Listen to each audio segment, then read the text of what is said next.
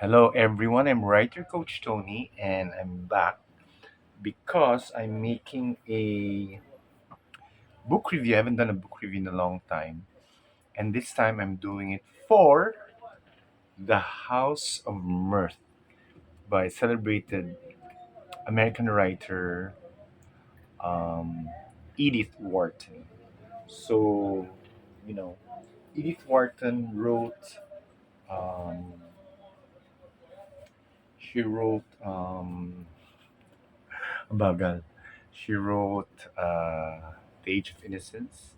Actually, it's the only one I know that's popular. But I heard she also did other books. And I've heard of The House of Mirth because it was made into a movie. And the great actress Gillian Anderson did the role. I haven't seen the movie.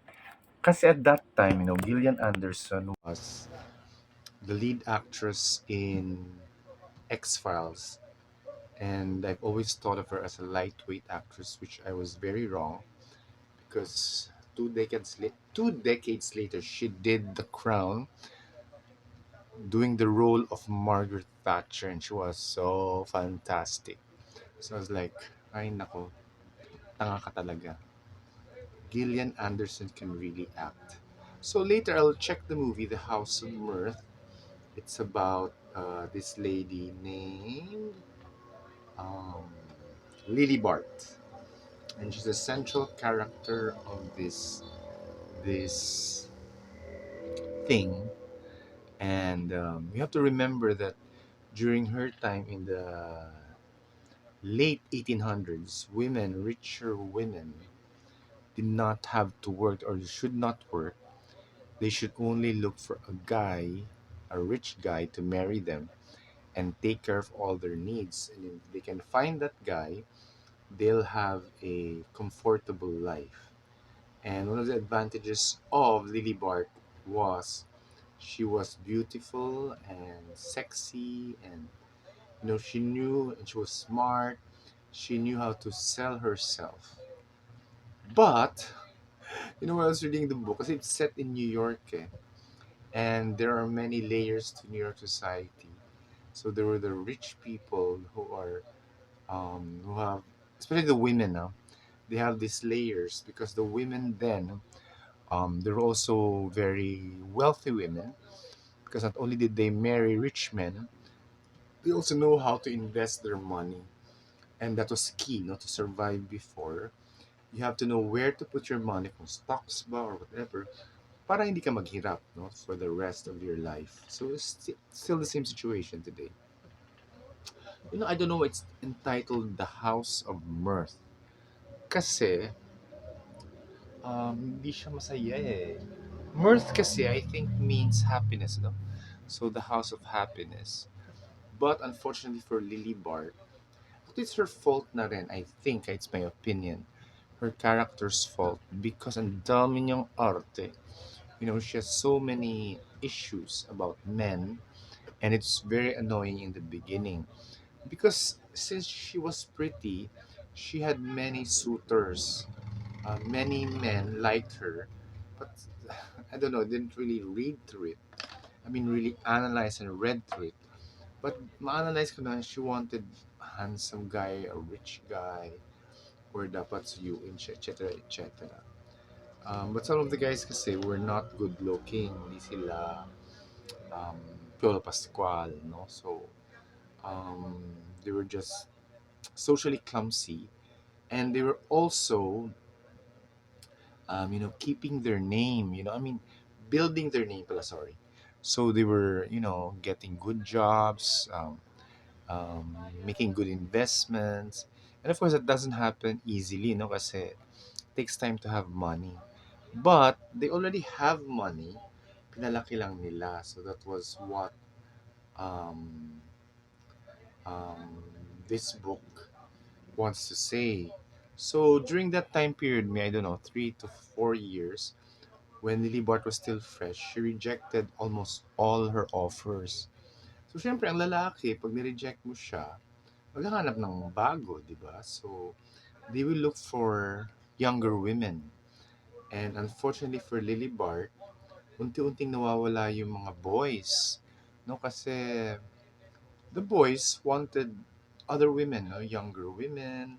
So medyo nataranta si Inday. Sabi niya, my God, wala nang nagkakagusto sa akin. Bakit?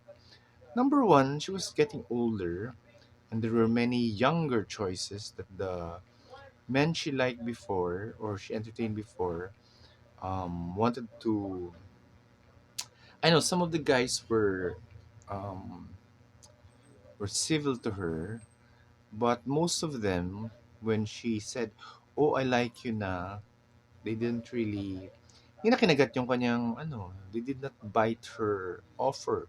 Sabi lang, ay noon nililigawan kita, but you never gave me the light of day kasi nga at that time I wasn't really ultra rich.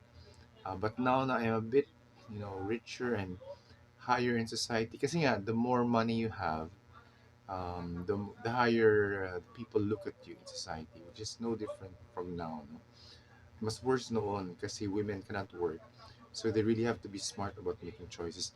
Nowadays kasi, a woman, well, of course, you still need to look for a good husband.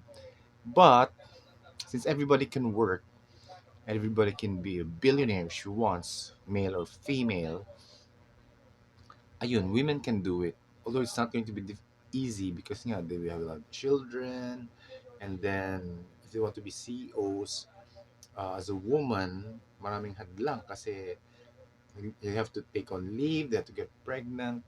But still,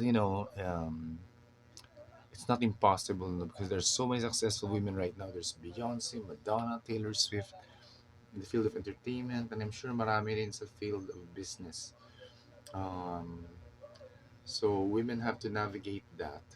And it's easier kasi nga, if you earn your own money, hindi ka dependent sa lalaki. Eh, nung panahon nila Lily Bart in New York, late 1800, 1900s, yun, mahirap kasi nga, yun, kasi you had to really look for a boy. What I like about how Edith Wharton writes, kasi she was a very astute observer, which is very annoying, which can be annoying, kasi nga, parang ayaw niya sa mahirap. And more, maybe it's just me. No, there are, you can sense that derogatory look at poorer women, poorer actually, but they're not really poor, or women who are on the fringes of society because you have to be have a family name, good family connections. Pag wala ka nun, mas mahirap. And unfortunately, Lily Bart did not have that. So she had to find a way to entrench herself into New York high society. Yung lang nakalaban niya yung isang doyen, I forgot her name. Nakalaban niya, inaway niya. I think the name was Bertha something, Dorset. Ayun. So, she fell from grace. No? Nagalit yung babae, tapos siniraan siya. Sabi niya, ay, huwag yan babaeng yan. Ano yan siya? Maarte. Blah, blah, blah, blah, blah, blah. So, it really hurt her chances to marry a good man. And I think it's also her fault because when the boys were looking for her, inisnab niya, di ba? Nakakainis. So ngayon na nangangailangan siya ng lalaki, sila Sheldon, there's a list of boys kasi na nisnab niya. But when she came back to tell them, ay, gusto ko na kayo, sabi yung mga lalaki, talaga te? Noon, di mo kami pinapansin, but now, you suddenly want to marry us. So, hindi the lalaki, men were, hindi naman offended, but they feel they're not the first choice. And no, when they learn of our situation na kailangan talaga mag-asawa, ayun, lumabas lahat ng ano ba. So, yun lang. So, after the story is, there's no mirth, there's no happiness whatsoever. Because, no, this is a spoiler, she dies in the end. And she dies in a very decrepit room. Kawawa nga si Inday eh. But anyway, parang it's something she gave to herself, no?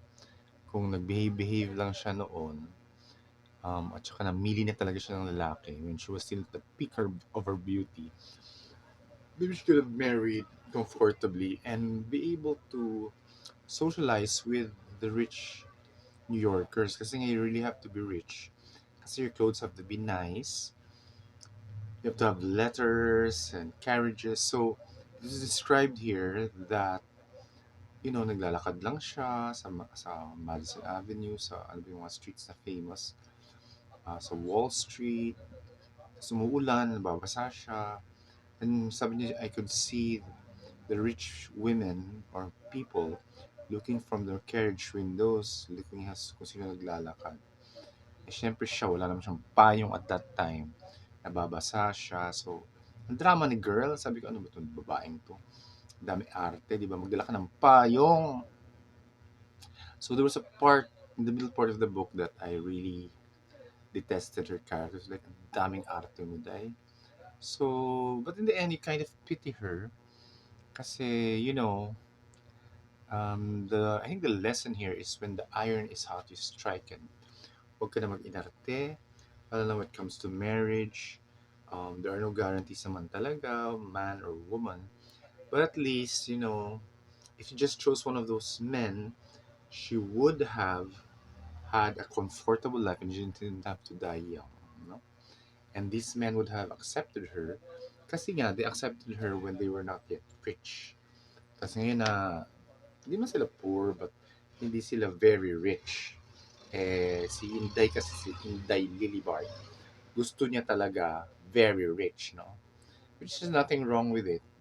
Kasi she just wanted to capitalize on her beauty. But I think it was foolhardy for her to use it. So in a way, unlike The Age of Innocence, this is an even more tragic story. That's why I want to see the movie because I want to see how the director fleshes out the story. Since it's so tragic, and the character of Lily Bart is so ang dami niyang faults. No? So I want to see how Gillian Anderson navigated that role. So anyway, that's my that's my book review of The House of Mirth. I think my next book will be a Larry McMurtry book, which I think I'll release now. So, ayun. So please um, follow me in my Twitter, my Instagram, and my Facebook. Sorry about my face. I put lots of cream in the morning. But please subscribe to my channel, Writer Coach Tony, because every time I finish a book, I always make a book review vlog. So anyway, bye everyone. Take care.